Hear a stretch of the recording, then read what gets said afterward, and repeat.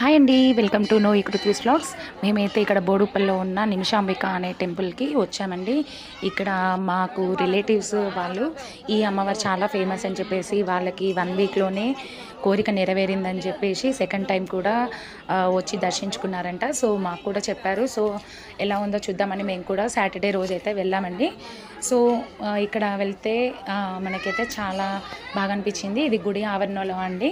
So first అయితే వెళ్ళిన తర్వాత అక్కడ చెట్టు బయటనే గుడి బయట మనము 5 దీపాలు అయితే వెలిగించాలి అమ్మవారి ముందు. సో మనమైతే లోపలికి వెళ్ళిన తర్వాత కొబ్బరికాయ తీసుకొని ప్రదక్షిణలు అయితే 16 ప్రదక్షిణలు చేయాలండి. ఈ అమ్మవారికి కోరిక మొక్కే ముందు 16 ప్రదక్షిణలు చేసి కోరిక ధ్వజస్తంభం దగ్గర మొక్కాలి. సో ఆ తర్వాత కోరిక నెరవేరిన తర్వాత 108 ప్రదక్షిణలు చేస్తామని చెప్పేసి మొక్కాలంటండి. ఇక్కడ అమ్మవారికి కూడా ఓడిబియ్యం పోస్తారు, చాలా ఫేమస్ అండి. సో ఇక్కడ చాలామంది భక్తుల నమ్మకం ఏంటంటే నిమిషంలో కోరిక నెరవేరుస్తుందని చెప్పేసి కోరిక నెరవేరిన వాళ్ళు చాలామంది చెప్పారు. సో అందుకే ఈ అమ్మవారికి నిమిషాంబిక అనే పేరు వచ్చింది. ఇది 1996లో ఈ టెంపుల్ అయితే నిర్మించబడిందండి. మేము కూడా మా రిలేటివ్స్ చెప్తేనే ఇక్కడికి వచ్చాము, మాకు కూడా తెలియదు.